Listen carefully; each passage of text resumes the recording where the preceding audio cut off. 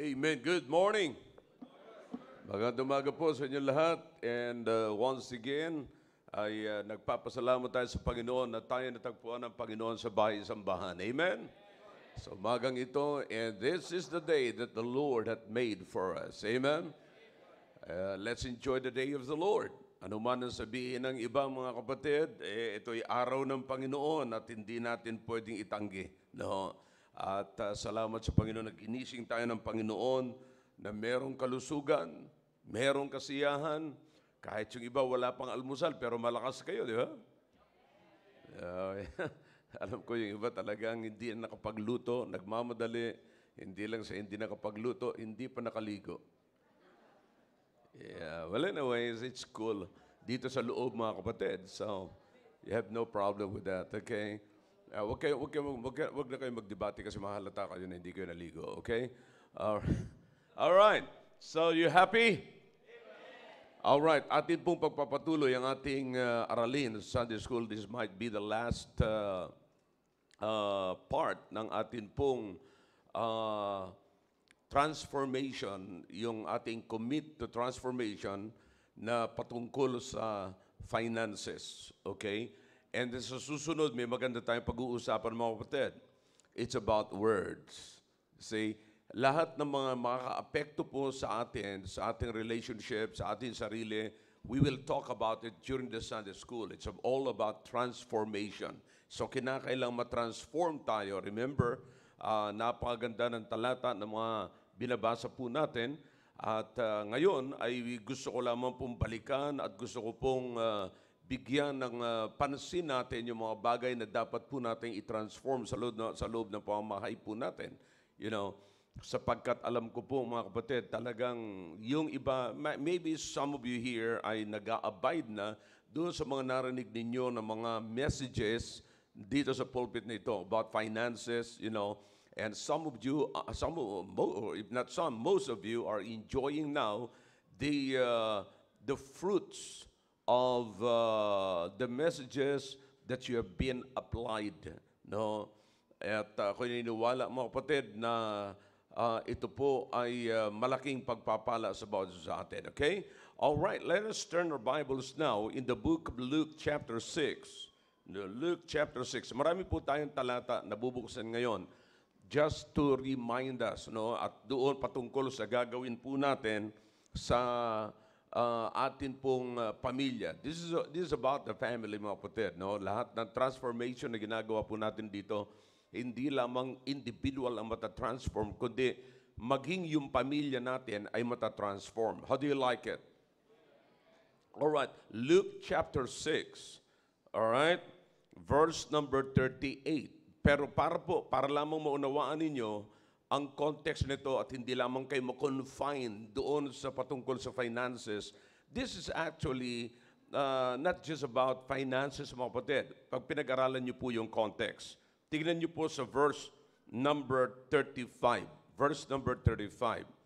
You see, are you with me na? Bago natin basahin yung verse number 38. Okay? Are you with me? All right. But love your enemies and do good and lend. Okay? Hoping for nothing again.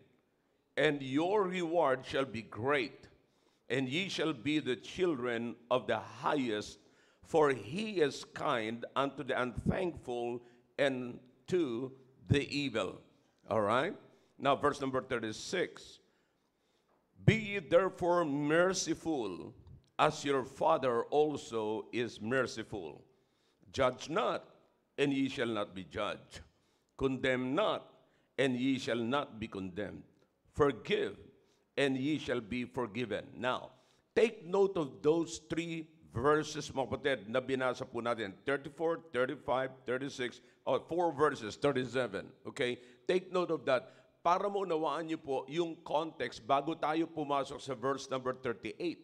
Again, para hindi tayo ma-confine doon lamang sa gusto nating unawain sa verse number 38 is all about money. No, it's not all about money. It talks about everything. You see, look at verse number 38. What's the first word? Give. Naniniwala po ba kayo na hindi lamang pera ang pwede niyong ibigay? Nasa binasa natin sa verse number 35, what's the first word, what's the second word there na pwede nating ibigay? That's it, shout it. That's it. Okay? See that? So, naunawaan niyo yung context, mga kapatid? Come on, talk to me if you can. Naunawaan niyo? Alright, so, yung give, sa verse number 38, hindi lamang po yan patungkol sa pera, kundi yan po ay patungkol din sa ibang bagay na pwede nating ibigay.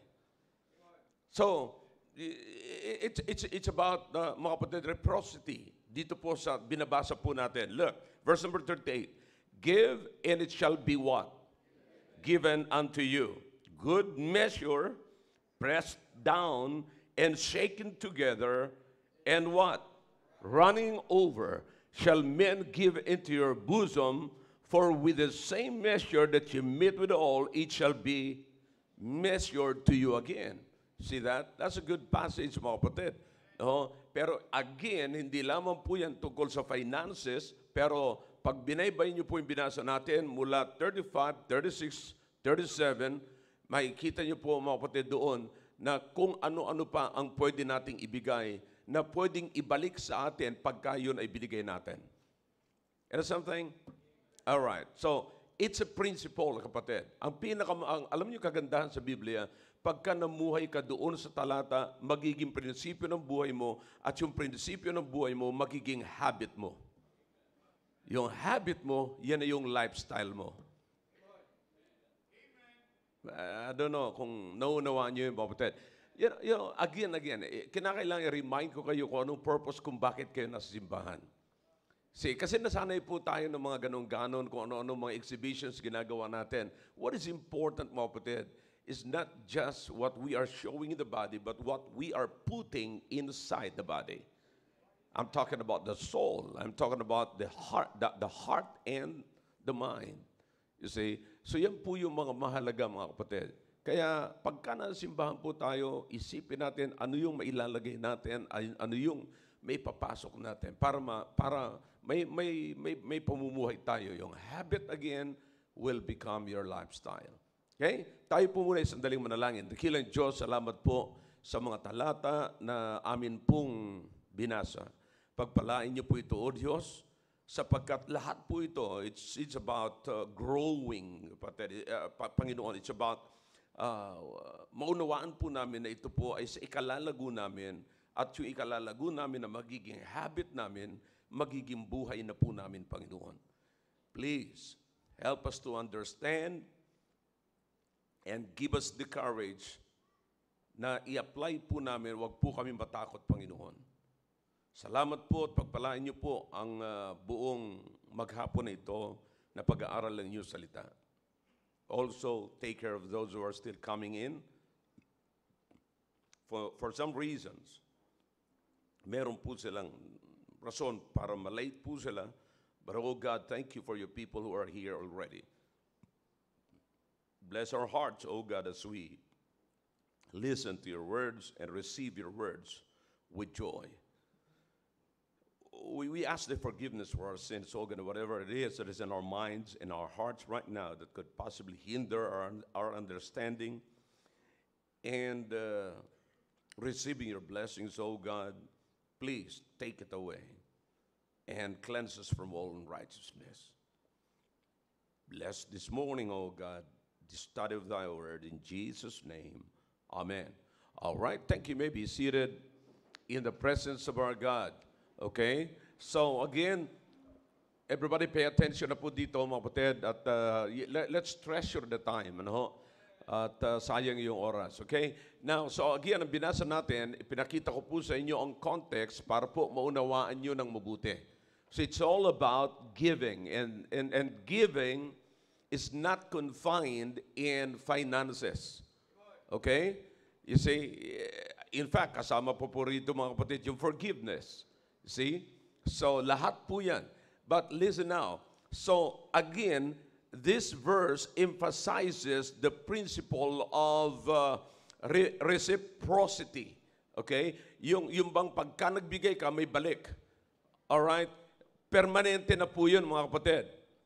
Is everybody listening now? Wala po maingay, wala maingay. I can hear you. Okay? Now, listen, kinakailangan maunawaan po natin kung ano yung ibabalik pagka meron po tayong pinakawalan. So, it's already a principle. It's a given principle. Wala kang ibibigay o pakakawalan na hindi babalik sa'yo.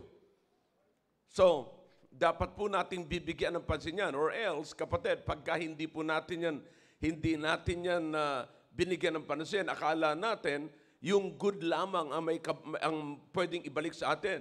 Pag nagbigay ka na hindi maganda, babalik din yan sa iyo ng hindi maganda. Because it's already a principle. It's a principle of giving. Okay? Ang punto pa nito, mga kapatid, is this. Napansin niyo po ba, mga kapatid?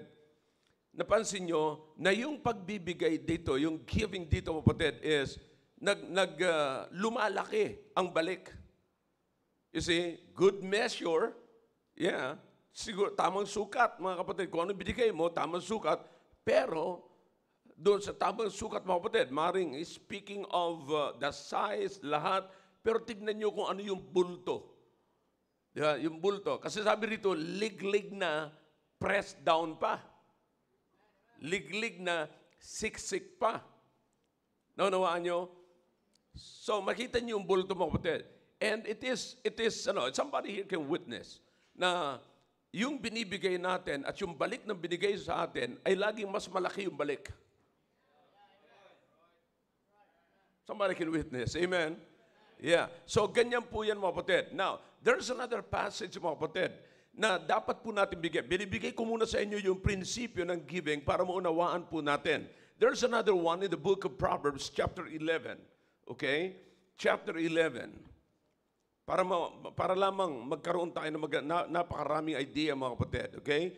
Chapter 11 of the book of Proverbs. All right, go. Verse number 24. All right? Verse number 24. Okay, here's what the Bible says. There is that what? That scattereth and yet increaseth. Okay, scatter. You know, you understand. Nag-scatter, nagbibigay. You know, that's it. Another one. Alam nyo, para makita nyo po yan, para magkaroon kayo ng idea ng ganyan, maybe some of you here, especially the adults now, may idea kayo sa pagtatanim ng palay. Di ba? May maraming style ng pagtatanim ng palay. Merong tinutusok yung palay na mismo. Meron namang yung palay pa lamang, the seed, ini-scatter nila. Yeah? Tinatapo nila. Are you familiar with that? Okay. Now, so, at least meron kayong idea sa pag-scatter, you know. Pinakakawalan, binibigay din. That's another form of giving. Okay? Now, here's what the Bible says. There is that scattereth and yet increaseth. And there is that what? Withhold it.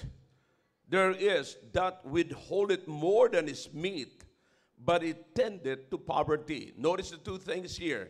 Merong parang hindi lamang ito comparison, but this is facts talaga, mga kapatid. Merong nagpapakawala and yet nag-i-increase.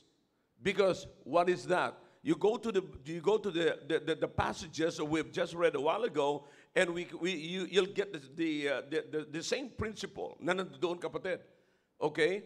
Give and it shall be given. Okay? Scattered. And then itong nag-i-scatter na ito, yet increase it. Bakit? Kasi yung prinsipyo ng giving ay nandoon pa rin napapaloob. Did you notice that? Come on, talk to me if you can. I hope na unawaan po natin, pinag-uusapan po natin dito. I'm trying na dalhin ito sa mga mababaw na pagkaunawa, mga kapatid. No? Simpleng pamamaraan.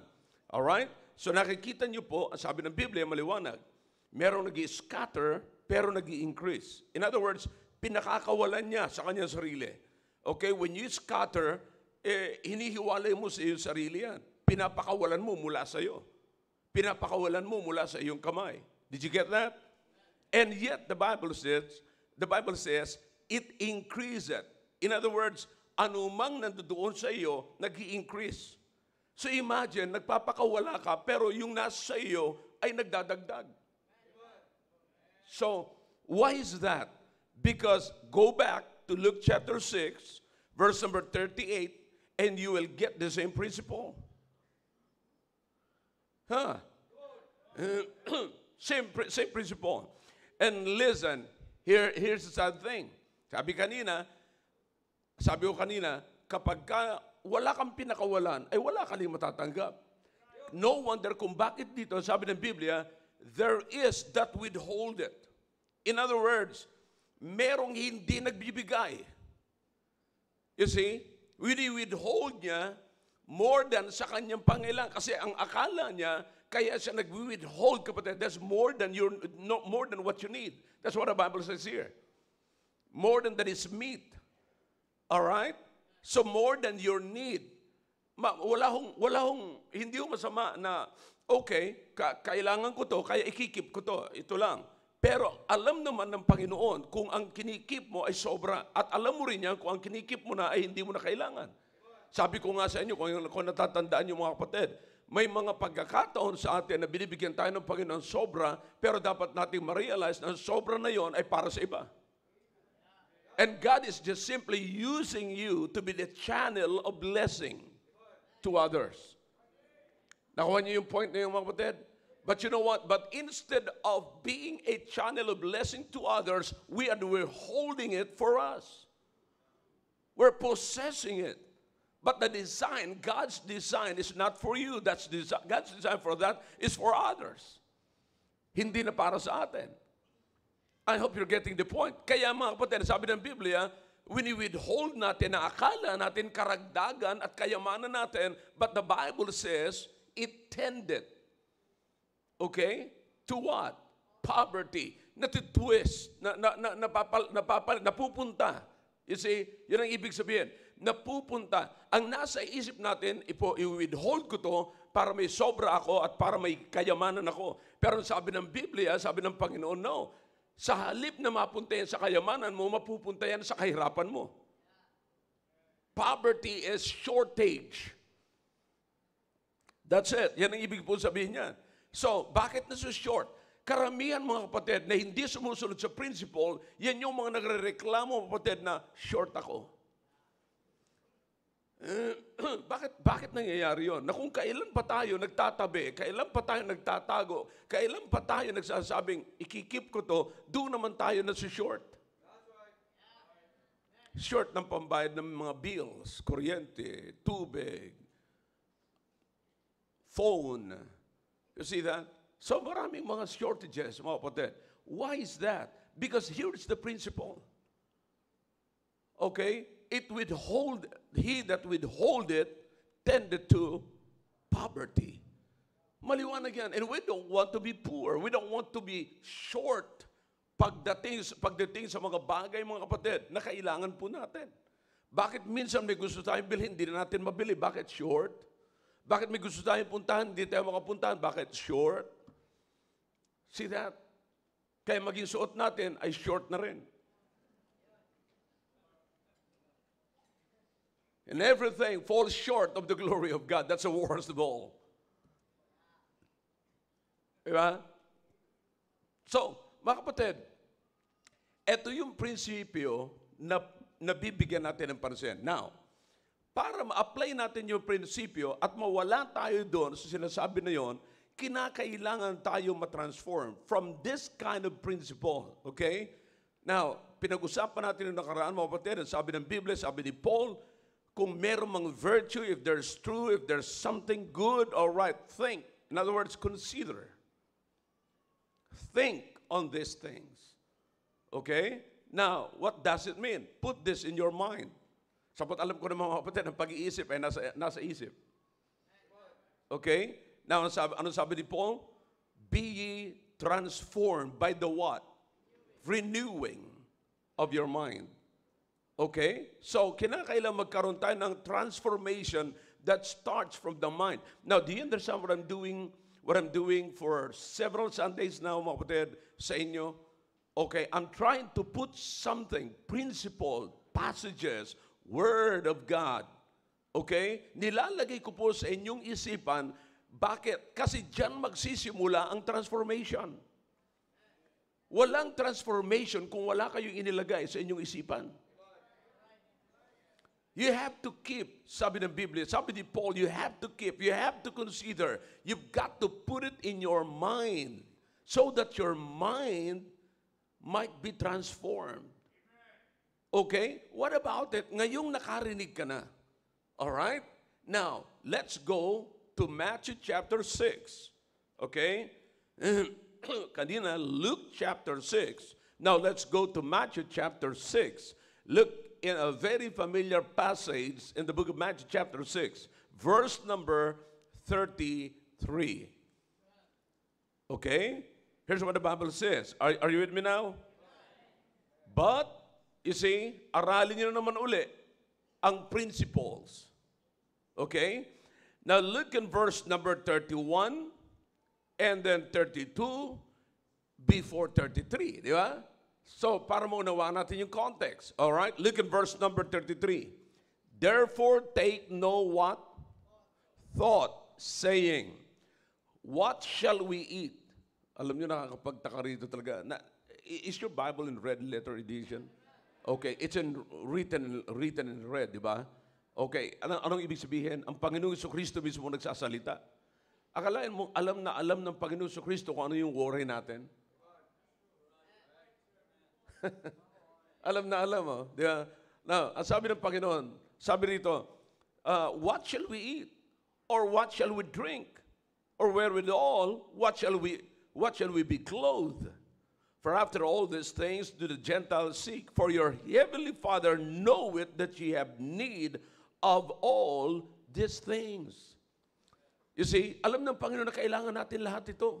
Alam na. In other words, hindi ka pa naman nag-worry. Alam na ng Diyos yan. Hindi ka pa nag-iisip, nakakain ka. Alam na ng Diyos na kinakailangan kumain because He made you, He created you. He created us. Di ba? Diyos ang lumikha sa atin, kaya alam ng Diyos kung sino tayo at anong kailangan natin. Klarado po ba mga kapatid?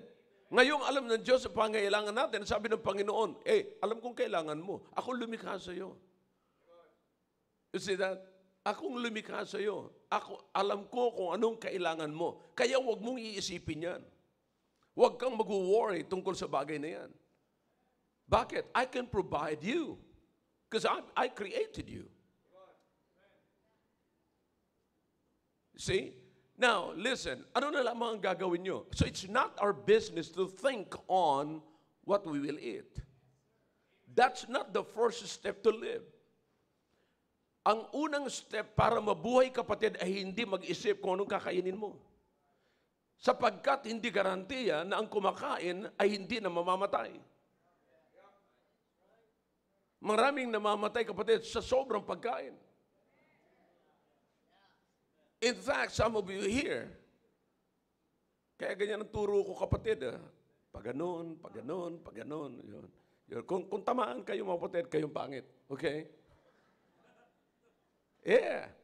Kaya merong ganyan, kapatid, because, marami tayong kinakain na hindi ikabubuhay, kundi ikamamatay. Pero kain pa rin kayo ng kain kasi meron namang lazartan.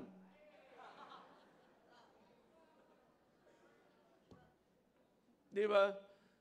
Akalain, pagkatapos kumain ng napakarami, kunyari iinom ng Diet Coke. Compared sa kanyang kinain ng kapatid na pagkain na tinalunan ng kabayo, sayad ang tiyan ng kabayo, at sa dami ng karne, sa dami ng taba, yung iba sa inyo, ang hilig nyo sa shebo-shebo, ay shabu-shabu pala, hindi shebo-shebo. So, you understand that? So, yun ang mga problema natin, mga kapatid. Sabi ng Biblia, take no thought. Huwag kang mag-isip dyan. Huwag mong alalahanin yan. Because I know in the first place na ikaw ay talagang dapat kumain. Pero ito ang una mong gagawin. Alright, drop down to verse number 33. Ito ang dapat mong isipin. Ano sabi ng Panginoon? Huwag kang mag-seek. That's not the first thing that you should seek. What is that? Food. The first thing that you should seek is what? That's it. What is that? The things of God. What is that? Put God first. Yan ang ibig sabihin, mga kapatid. So kapatid, doon tayo magsisimula ng transformation. Ngayon, okay. All right, everybody heads up, everybody look at this way. Doon magsisimula. Kaya mo bang gawin yan? All right? Sasabihin mo ngayong umaga, hindi ako mag-worry sa aking kakainin. Hindi rin ako mag-worry kung ano ang aking isusuot or ang aking damit. You see? So in other words, God knows the basic needs of man. Food, clothing, and God knows it. Okay? Ngayon, sabi ng Panginoon, don't worry about it. Take no thought about it. Okay? But what? Seek ye first the kingdom of God. Seek ye first. Maliwanag kapatid eh. Seek ye first the kingdom of God and His righteousness. Why is that? Righteousness is the very thing that makes your fellowship with God great. That is the very thing that will make your relationship with God great.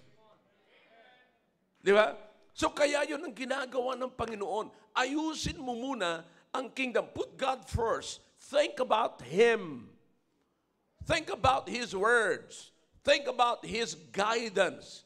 Alright? Pagka inuna mo yan, and then magkakaroon kayo na magandang fellowship ng Diyos. Because that's the very thing. Let's study it carefully, mga kapatid. Go back to the Garden of Eden. Ano ang unang-una? Bakit itinalaga ng Diyos si Adan sa Garden of Eden? To garden the garden? No, that's not the purpose. So that is the very and the best place for Adam to have a good or great access, an easy access with God. Akalain mong dadalawin ka ng Diyos personal? Come on, talk to me. Ha? Akalain mo yun saan? Sa Garden of Eden? Personal. Literal, kapatid. See that? Oh. Pero, makita nyo, ano unang nawala doon, mga kapatid? The fellowship. Kasi yun ang gusto mawala ng Diablo, mga kapatid eh. See that? So, seek ye first. Kasi hindi yung food. Ang dami ng food. Nandoon na sila sa blessings eh. Nandoon na sila sa isang lugar na pinagpala ng Panginoon. Alright? Ano na lamang, mga kapatid, ang gagawin ni Adam, mga kapatid? Magkaroon siya ng magandang relasyon sa Diyos. Unahin niya kung sinasabi sa kanya ng Panginoon. Bakit? Yun ang magkikip ng kanilang relationship. So you understand, even sa panahon po ngayon, alam niyo ba yung Garden of Eden, yung fellowship, yung relationship ng Diyos kay Adan, mga kapatid, yun ang magandang pattern ng any relationship here on earth. Okay, our relationship with God is what? Seek Him first. Your relationship with your husband, wife, or loved ones, yun ang unahin mong isik. Kapag ka ang wife lagi isisik yung magandang relasyon niya sa kanyang husband, walang problema. Same thing with husband and to wife. Seek ye first. That's a principle, mga kapatid. Okay? Nakakaunawaan ba tayo? Walang malalim dito sa pinag-uusapan natin. I believe so. Okay? Now, here's the thing. Anong gagawin natin, mga kapatid? Seek ye first. Okay, ang tanong, are you willing to do that? Di ba? So pinag-usapan, kung nakikita niyo po yung graduation ng message nito, mga kapatid, mapapansin niyo, ibinigay ko muna sa inyo yung principles.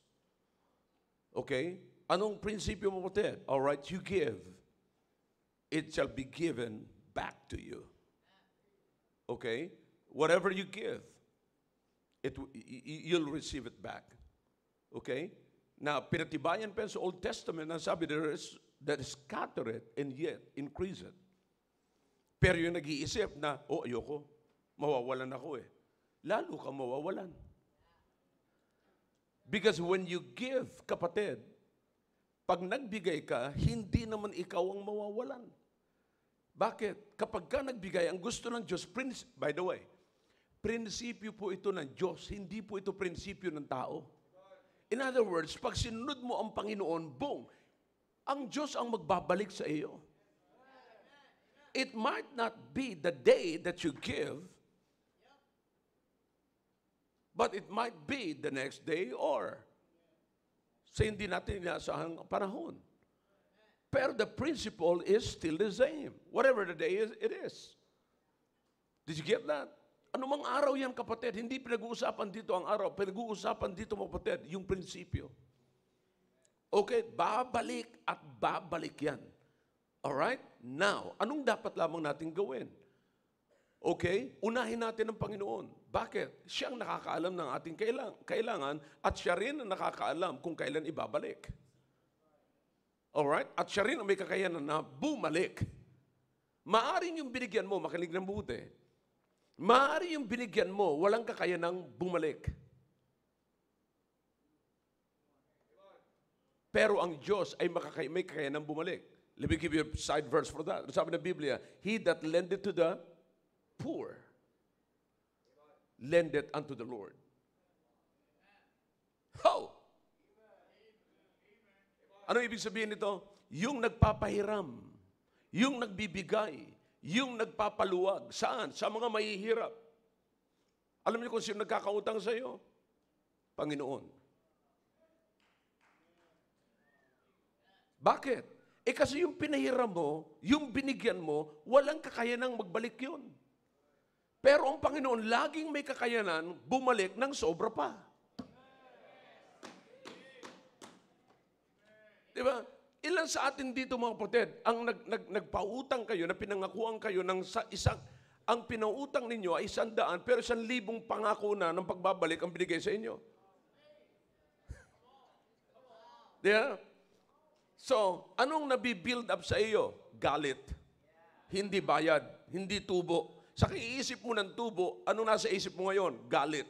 Bakit? Kahit 1 sentimo tubo, wala pang naibabalik sa iyo.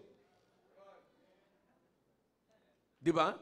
So ano na nakakabalik sa iyo ngayon? Galit. Yun na sa iyo ngayon. Pero, pakawalan mo, isipin mo ngayon, alright, yung pinahiram ko, walang kakayanang magbalik. Pero ang Diyos na nakakaalam ng aking puso, may kakayanang bumalik. Woo! Woo! Woo! You have to understand the Bible. You better believe God. Now, kaya sabi ng Biblia, seek ye first.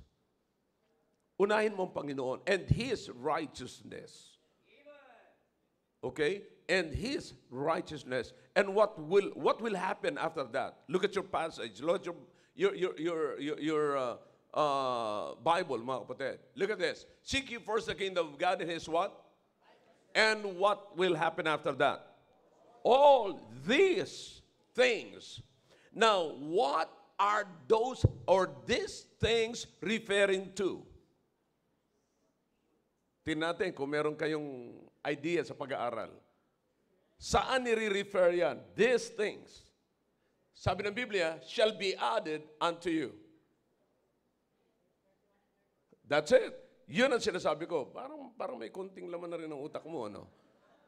31 and 32. What are those things that are in verse number 31 and in verse number 32? Are you learning how to study the Bible? Okay, those are worries. See that? Yan yung mga inaalaala natin. Yun mga, yung, basta't worries, nagkakaintindihan tayo? Pinag-aalala na?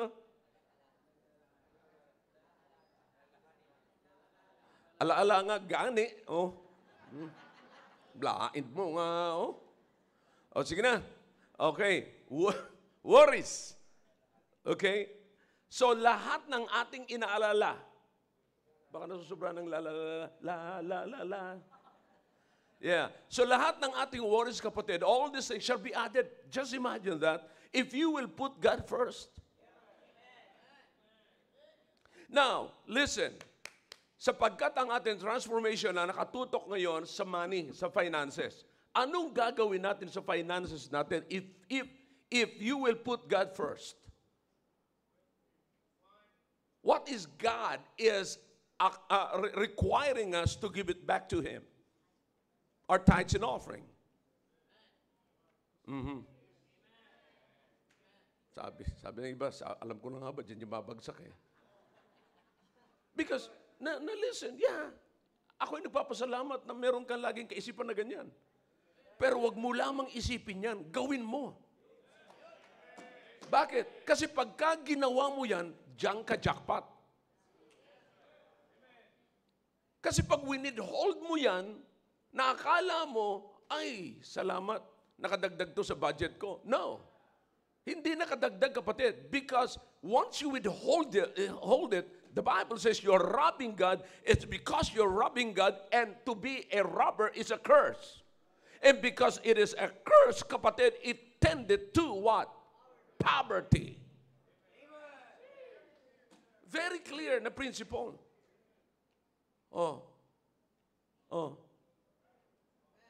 Iced tea o nakaw? Milk tea o nakaw? Iced coffee or nakaw?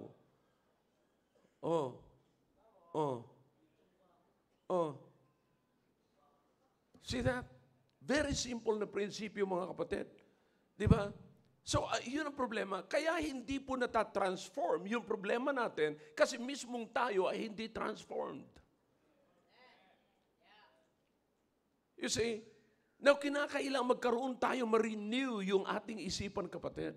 Mabago. Pagdating sa finances, subukan mo. Sabi ng Biblia, maliwanag din ako ng hamon ng Jose. Prove me now. Herewith. Nagtataka ako natatawa ako doon sa mga nagsabing hindi na sila niniwala sa New Testament. Sa New Testament, wala nang tithes. You see, now samantalang maraming beses ginamit ng Panginoong Kristo, ginamit ni Paul na example doon sa New Testament. Aside from that, personal, ako po, nagtatites man ako. Bakit pinagpapalaman ako ng Panginoon? Kung hindi totoo na hindi na applicable ngayon ang tithing, sana pag nagbigay ka, hindi na pagpapalain ng Panginoon. Somebody here can testify na kayong mga nagtatites, kapatid, ay pinagpapala kayo ng Panginoon. See that? At kayo rin hindi nagtatites at takot kayo sa tithes, tingnan nyo. Hindi kayo nakaimik. Yeah, kayo nag-aalangan. Kapatid, kalukuhan. Itong mga nagsasalita na ito, kapatid, they are the forerunner of Satan. Akala mo tuturuan kayo ng isang bagay para hindi kayo pagpalain, samantalang pwede kayong pagpalain ng Panginoon.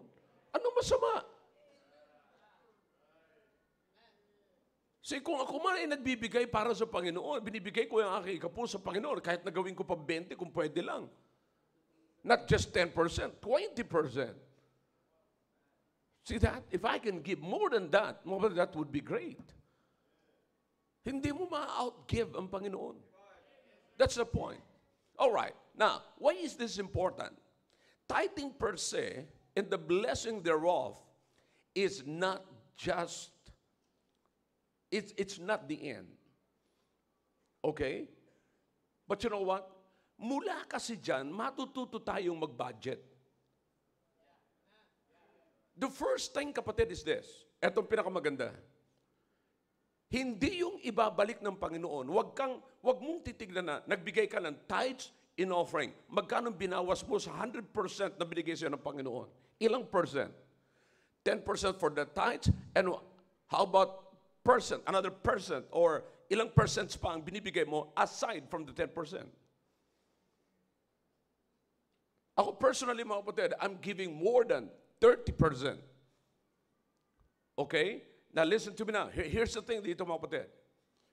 From there, hindi ko aasahan na ibabalik sa akin ng Panginoon yung 30%. Na pag nagbigay ako sa Panginoon, ang hinihingi sa akin is 10% from the tithes and offering, it's up to me because yung aking love offering, yun ang magpapatotoo kung gaano ko kamahal ang Diyos. Alright? So pag nagbigay ako sa Panginoon ng another 20%, kasi merong love offering, 15% because ang aking offering, kapatid, dapat sobra sa aking tithings. Do not conform, but be transformed, ha? Huwag niyo akong gagayahin kung hindi man ganun ang puso ninyo. Baka balang araw sabihin nyo, niloko ako ni pastor, sinabihan niya ako magbigay din ng 15%. No, that's me. Okay, sabi ko, do not conform, but be ye transformed. Okay? Now, so I'm giving 15% to my love offering. Okay? And then another 5% for my mission offering. Okay? And another 5% for my building program. Every time nagbibigay ako ng offering, lagi ko po yan kasali, mga kapatid. You see? Ganyan po lagi. Now listen, huwag niyong iisipin na malaki ang aking binibigay. Depende sa amount na binibigay sa akin ng Panginoon. Do you understand? Huwag niyo sabihin na, ang laki pala na binibigay na, siguro binibigay ni pastor ganito kalaki. No. Pag binigyan ako ng 1,000 ng Panginoon, ganun lagi ang mawawala. 30% or more. Nakuha niyo? Pag binigyan ko ng 100 ng Panginoon, 100 pesos mga kapatid, ganun uli ang mawawala. 30% or more. Okay? Naunawaan niyo po. Okay? So from there, mula doon sa percentage na mawawala na yun, for example, 30%. So ilan ang matitira sa akin ngayon? 30% at 70%. Now sa 70% mga kapatid, listen, inuulit ko po, hindi po niyo dapat isipin na ibabalik sa iyo ng Panginoon yung 30%. Ang pinakamagandang ibalik sa iyo ng Panginoon yung wisdom on how to live in 70%.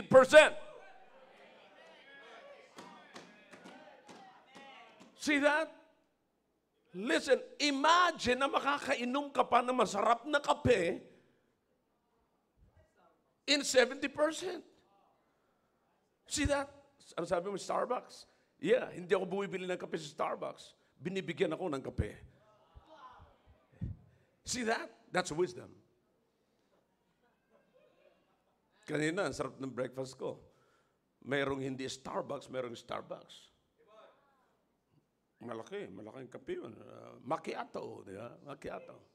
Caramel macchiato. Sana all. May tira pa ako dyan, Bok. Hindi ko naubos ganun See? Kailangan daw kasi yung pag nagpipreach ako, kinakaalam more on sugar. Kaya pag naging wild ako mamaya mga kapatid, it's because, whoo! But anyways, nasaan na tayo? 20%, okay. 70%. You see, kapatid, naunawaan niyo sinasabi ko? Huwag niyo nang asahan o huwag kayong masyadong ma-stick doon sa, bali magbigay ako ng ganito, nagbigay ako ng 5,000 sa Panginoon, ibabalik din niya ng Panginoon. Kaya ang lakas mong magbigay ng 5,000 kasi ang iniisip mo, ibabalik sa iyo ng Panginoon yung 5,000. Pero mas matindi pa yung ibabalik sa iyo ng Panginoon. Alin yon? Yung wisdom on how to use and make the budget. Di ba? Kung paano ipagkakasya yung natitira sa iyo. Not only that, kapatid, God will give you also the contentment. Yung bang kakain ka lang, do you understand that? Na may pagkakataon, kapatid, na kumain ka ng ham, kumain ka ng sausage, kumain ka ng baby back ribs, lahat na lamang kinain mo, kapatid. Pero nung kumain ka, ang bigat-bigat, parang reklamo ka ng, sabi niya, ay, hindi man ako makagalaw kasi busog. Nung gutom, hindi rin makagalaw kasi gutom. See? So you understand, mga kapatid? Pero pagka kumain ka ng boy, I'm telling you, yung nagbibigay sa akin dito ng gulay, talaga naman, sabi ko, talagang wala kang, yan ang kagandahan pag wala kang biyanan Pero pag nakakain ka na masarap, hindi mo maalala ang biyanan mo. Yeah. You see? Now listen, here's the thing, kapatid. Here's the thing. Yung bigyan ka ng Panginoon ng wisdom kung paano mo pagkakasyahin yung budget at kung paano ka mamubuhay na merong contentment at kung paano ka matutulog na merong kang peace of mind.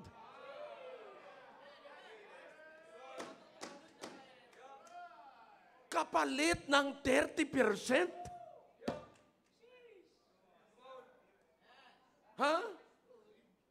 Kapalit ng 30%? Tapos naalala mo, pagka yung asawa mo ay nagdakdak alam mo kaagad kung ano isasagot mo. Bakit? Binigyan ka ng Panginoon ng wisdom. Anong sagot doon, mga kapatid? Violence shall cover the mouth of the wicked. No. God will give you the heart. God will remind you of all about love or what love is all about. Woo! I don't know, kapatid. So, yung mag-budget, mula dyan. Now, listen. Okay lang ba na-extend ko ng konti? Alright, now listen. Here's the most important thing, kapatid. Okay? From there, nakapagbigay ka ng 30%. Ako yun ha, bahala ka na kung ilang percent bibigay mo. Basta, listen, you've got to meet the requirement of God. That is seeking God. Do you trust God? Come on, talk to me if you can. How many of you here can raise your hands? I trust God. Come on. Yeah. Imagine the liars. All right. Now listen. Now, here's the thing, kapatid. Listen. Kung nagtitiwala tayo sa Panginoon, uunahin mo ba ang Panginoon? Then how much you can give to God? All right. Now listen, ang matitira sa iyo ngayon, kapatid, bibigyan ka ng Diyos ng wisdom kung paano gamitin yon. Alright? Here's the thing, bibigyan ko kayo ng tip. Okay? Pagkatapos nyo, listen, eto sinasabi ko lagi sa inyo, mga kapatid. Kung parehas man kayo may trabaho, parehas kayo may business, dapat, kapatid, lahat ng nangyayari at pinanggagalingan ng finances ninyo, alam nyong mag-asawa. Transparent ba? Parang medyo nakakasagasa yata ako. May malakas na amen eh. Or anyways, listen, this is so important, kapatid. Importante po ito. Alamin ng mabuti talaga, magkano ba talaga yung income mo, magkano yung income sa business. Alright, here's the thing. Inuulit ko po, alright, review.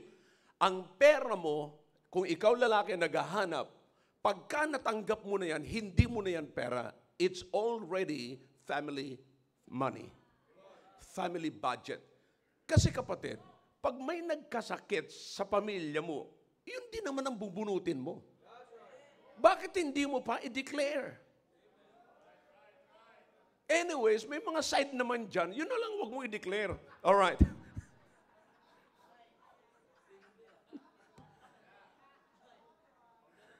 Kayong mga nasa serbisyo, alam ko sindikato ninyo. Alright. Alright. Now, listen carefully, okay? Now, so, pag-usapan nyo, maupo kayo. Alright? Now, sasabihin nyo, this month, ito yung budget natin. Or this month, ito yung, kung may businessman, ito yung pumasok sa atin. Okay? Now, una sa lahat, ipipresent natin to sa Panginoon. Bakit ipipresent natin sa Panginoon? Panginoon, ito po yung inyo dyan, 30%. Ang matitira sa amin is 70%. Lord, please, bigyan niyo po kami ng wisdom kung paano namin gagamitin yung 70%. Okay? Now, mag-asawa, nandiyan, kayong dalawa, ha? Kayong dalawa. Kasi kung ikaw lamang ang nagpaplano at hindi makita ngayon yung 30%, pagdududahan ka ng asawa mo. You know? So, alam niyo naman mga kapatid, ang babae mahilig yan sa evil. Ibili mo ko ng ganito, ibili mo ko ng... Yan. Evil. But anyways, so makikita niyo mga kapatid, okay? Are you learning something here? Bibilisan ko lang kapatid, kasi abutan ako ng oras kapatid, papatayan ako rito ng ilaw. Okay, now, so here's the thing, mag-budget, i-present sa asawa, i-present sa mga anak. Mga anak, eto ngayon, wag na kayo masyadong mag-milk tea. Okay? At wag na rin kayo masyadong magdukot sa bulsa ng tatay ninyo. Okay? Anyways, sabi niya, binibili ko naman po ng pagkain, tapos pinagpipray ko naman yung pagkain, kaya hindi na masama yun. Ano mang ipinalangin mo, ayan, malinis na. Alright? Malinis na yung pagkain, pero yung konsensya mo, hindi malinis. But anyways, alright, now, here's the thing. Okay, present mo na ngayon, eto yung gagamitin natin, eto ngayon mabibili natin. Alright? By doing that, mga kapatid, lahat ng mga hindi nyo kailangan sa Shopee ay hindi nyo na i-order. Shopee! Lazada. Yeah. So lahat ng mga yan, kapatid, ay makakat na yan. You see, minsan, kapatid, nababagbag ang emotion natin sa pagkaawa natin sa iba. Naaawa tayo sa iba na naisa-sacrifice natin yung budget na napag-usapan na natin.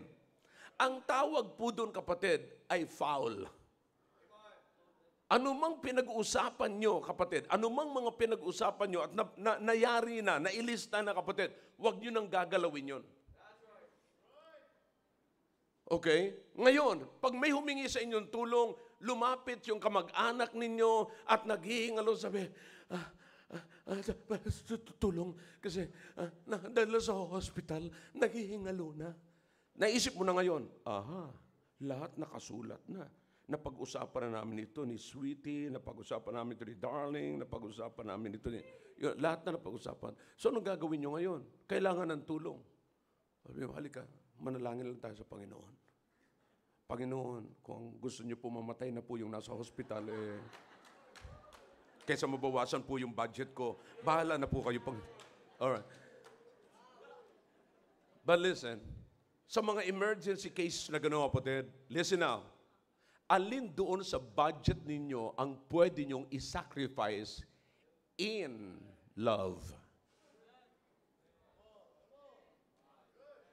I'm not saying na hindi kayo pwedeng tumulong. But listen, alin doon sa budget ninyo ang gusto nyo at pwede nyong i-sacrifice sa pangalan ng pag-ibig na tulong? Alin doon? Okay? So yun ang dudukutin ninyo. But, listen, it should not be a decision of one. It should be the decision of two. Bakit? Merong mataas na kapulungan at mababang kapulungan. Sino yung mataas na kapulungan? Lalaki. Mababang kapulungan, babae. Tandaan niyo po, these are all independent legislative body. You see, para hindi kayo makapag-declare ng martial law sa loob ng pamamahay ninyo, walang saksakan na mangyayari. Okay? Now, maliban lamang saksakan ng pag-ibig. Okay? Pananatiliin sa bahay. Kinakailang pag-usapan. Sasabihin mo, Dad, kinakailangan may lumapit sa akin na ganito, ganyan, ganyan, ganyan. Pwede ba? May nakita lamang ako dito na pwede natin i-sacrifice. Alin yon? Yung para sa iyo.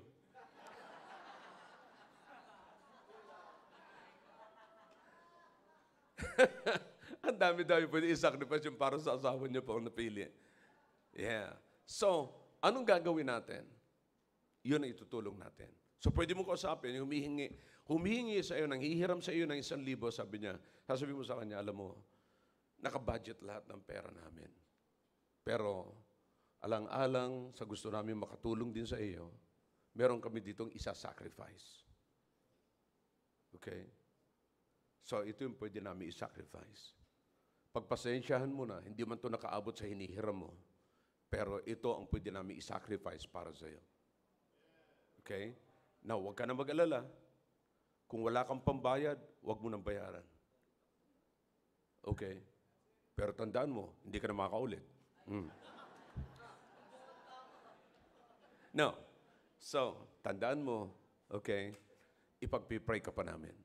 Panginoon, yung naitulong namin sa Kanya, hindi man ito nasapat sa ayon sa Kanyang hinihingin, Panginoon, bahala na po kayo na ito'y makadagdag sa Kanyang pangailangan. Habang naglalakad po siya dyan, makatalisod po siya ng another na kadagdagan. Okay? Na may kasamang blade. Or whatever. Okay? So you understand, mga kapatid? We're putting everything sa ikatutuwa ng Diyos. Okay? So, saan ho yan nagsimula, kapatid? Inuna mo ang Diyos. Paano mo inuna ng Diyos? By giving Him the percentage that God is requiring from us. Alright? Kapatid, I'm saving time. Okay? Tuloy ko na lang ito sa linggo. Amen? So, marami pa na dapat sa budgeting natin, inuulit ko, sana sa linggo, may maganda na tayong usapin, mga kapatid. Kasi ang nakikita kong kailangan na naman natin na dapat matransform sa atin yung tamang pananalita. Sweet words pacifieth anger. Pero kapatid, kahit na may sweet word ka, pero kung nagnanakaw ka naman ng budget ninyo, walang kwenta po yun. See that? Kaya ayusin muna natin yung budget. Dapat ma-transform muna tayo doon. Okay? Pagka mamaya, sweet word, alam mo, nakawan mo ka ng budget, papatayin kita. Sweet words yan. Alright, but anyways, kapatid, listen now. It starts from there. Kunin mo, ibigay mo sa Panginoon kung anong nire-require ng Panginoon, and then God will give you the wisdom. Again, don't expect God that God is going to give you back the 30% or whatever percentage that you promised to give Him. Wag mo asahan yon. Okay? Ang tignan mo, kapatid, kung ano ang hiningi, kung yung wisdom na binibigay sa iyo ng Panginoon, kung paano ka isatisfy ng Panginoon sa kung anong meron ka. Okay? Am I clear? Alright, tutuloy na lamang po natin yan. May natira pa, kala ko mauubos ko na eh. Alright, tuloy na lamang po natin yan sa susunod na linggo. Did you learn? Yes. Amen. Did I help you? Yes. Alright, let's all stand, please. Dakilang Diyos, salamat po sa aming narinig, sa aming natutunan. Pagpalain niyo po ang lahat ng aming narinig, Panginoon. Kayo po ang manguna sa amin. Nawa po, lahat po ng aming narinig ay magsilbing paalala sa amin at gagawin po namin na meron, Panginoon, na liwanag sa lahat po ng aming narinig. At sa aming pamumuhay, may apply po namin as easy as living in it, Panginoon. At makita po namin na ito na po ang magiging habit namin, ito na magiging lifestyle po namin. You're always the first, O God. Salamat po at pinupuri ka po namin sa pangalan po ni Jesus. Amen. All right, remain standing and we'll sing one more song and then magpapatuloy po tayo.